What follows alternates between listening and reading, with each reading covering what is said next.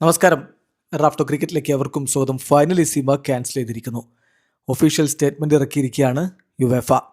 ഈ മാസം 27-ന് ഖത്തറിലായിരുന്നല്ലോ ഫൈനലിസിമ ആദ്യം ഷെഡ്യൂൾ ചെയ്തിരുന്നത്. ഖത്തറിലെ ഇപ്പോഴത്തെ സ്ഥിതി വിശേഷങ്ങൾ പരിഗണിച്ച് അവിടെ നിന്ന് മാറ്റി യൂറോപ്പിലേക്ക് കളി ഷിഫ്റ്റ് ചെയ്യുമെന്നാണ് പ്രതീക്ഷിച്ചത്. പക്ഷേ യുവേഫയും കോൺമെബോളും RFEFും AFAയും ഒക്കെ ചേർന്നുകൊണ്ട് നടത്തിയ ചർച്ചകളിലൊന്നും തീരുമാനമാവാത്തതുകൊണ്ട് ഒടുവിൽ ഇത് ക്യാൻസൽ ചെയ്തായിട്ട് ഒഫീഷ്യലി ഇപ്പോൾ യുവേഫ സ്റ്റേറ്റ്മെൻറ്റ് ഇറക്കിയിരിക്കുന്നു.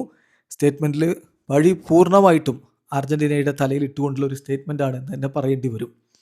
എല്ലാ സ്റ്റേറ്റ്മെൻറ്റിലെ പ്രധാനപ്പെട്ട ഭാഗങ്ങൾ നമ്മൾ നോക്കിയാണ്. അതിൽ പറയുന്നത്, after much discussion between UEFA and the organising authorities in Qatar, it is announced today that due to the current political situation in the region, finalissima between UEFA Euro 2024 winners Spain and CONMEBOL Copa America 2024 champions Argentina cannot be played as hoped in Qatar on 27th March.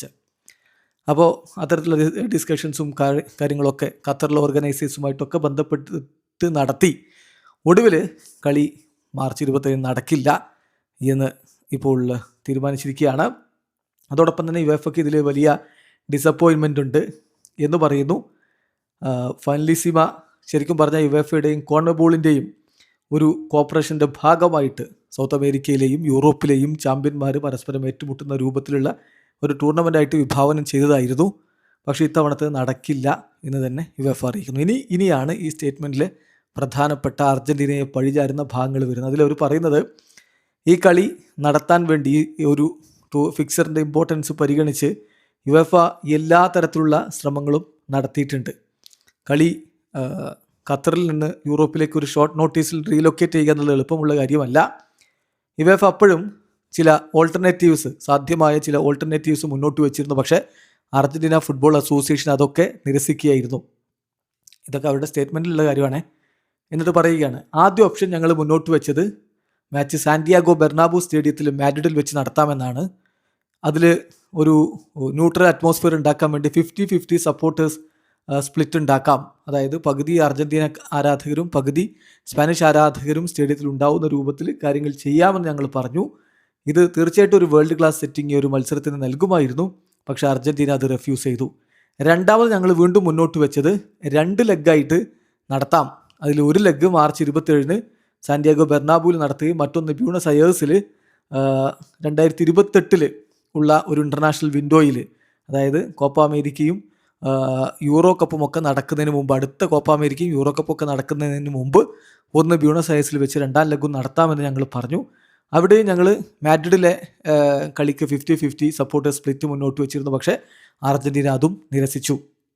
മൂന്നാമതായിട്ട് ഞങ്ങൾ commitment ഭാഗമായിട്ട് അർജൻറ്റീനയുടെ മുന്നിലേക്ക് വെച്ചത് March 27 എന്നുള്ള കളി മാറ്റി March 30-ന് ഒരു alternative ഡേറ്റിൽ നമുക്ക് കളി നടത്താമെന്ന് പറഞ്ഞു. അർജൻറ്റീന ആ പ്രപ്പോസലും പറ്റില്ല എന്ന് പറയുകയായിരുന്നു. അർജൻറ്റീന പിന്നീടൊരു കൗണ്ടർ സജഷൻ മുന്നോട്ടേക്ക് വെച്ചത് വേൾഡ് കപ്പിന് ശേഷം കളി നടത്താമെന്നാണ്. പക്ഷേ സ്പെയിനിന് അവൈലബിൾ ഡേറ്റ് ഇല്ലാത്തതുകൊണ്ട് അത് നടക്കില്ല എന്ന് പറഞ്ഞു റൂൾഡ് ഔട്ടാക്കി. ഫൈനലി ഒറിജിനൽ പ്ലാൻ, അതായത് മാർച്ച് 27 നടത്തുക എന്നുള്ള ഒറിജിനൽ പ്ലാൻ മാറി അർജൻറ്റീന മാർച്ച് 31-ന് നടത്താം എന്ന് മുന്നോട്ട് വെക്കുകയുണ്ടായി. അത് ഒരിക്കലും വർക്കബിൾ അല്ല, അൺവർക്കബിൾ ആയിട്ടുള്ള ഡേറ്റ് ആണ്. അതുകൊണ്ട് അത് യുവേഫ തള്ളിക്കളയുകയായിരുന്നു. As a result and to UEFA's regret the edition of Finalissima has been cancelled എന്നാണ് അവരിപ്പോൾ ഒഫീഷ്യലി അറിയിച്ചിട്ടുള്ളത്. അതായത് കുറ്റം മുഴുവൻ അർജൻറ്റീനയുടേതാണ്. ഞങ്ങൾ ആദ്യം സാന്റിയാഗോ ബെർണാബു പറഞ്ഞു, നോക്കണം നിങ്ങൾ, ഇത് ഒരു തരത്തിലുള്ള ചർച്ച നടത്താതെ സാന്റിയാഗോ ബെർണാബു പോയിട്ട് തീരുമാനം ഉണ്ടാക്കിയിട്ട് വന്നൊക്കെയാണ്. എന്നിട്ട് യുവേഫ പറയുകയാണ് അത് അർജൻറ്റീന പറ്റില്ല എന്ന് പറഞ്ഞു. സ്വാഭാവികം, ന്യൂട്രൽ വെന്യൂവിൽ നടത്തണമല്ലോ. പിന്നെ ഇങ്ങനെ തോന്നിയ പോലെ മാറ്റി കളിച്ചിട്ട് ഒടുവിൽ കുറ്റം മുഴുവൻ അർജൻറ്റീനയുടെ തലയിലിട്ടിരിക്കുകയാണ്. മറുഭാഗത്ത് നിന്ന് അർജൻറ്റീനയുടെയും കോൺമെബോളിൻ്റെയും സ്റ്റേറ്റ്മെൻറ്റ് ഉടൻ വരുമെന്ന് വിചാരിക്കാം. അതിൽ ബാക്കി കാര്യങ്ങൾ അവർ പറയും. നമുക്കത് വെച്ചൊന്ന് അനലൈസ് ചെയ്താൽ ഇതിൻ്റെ യഥാർത്ഥ ചിത്രം പുറത്തു വരും. വീഡിയോ അവസാനിക്കുന്നു. ഫുട്ബോൾ ലോകത്തെ കൂടുതൽ വിശേഷങ്ങൾ റാഫ്റ്റോ ടോക്സിൽ എത്താം.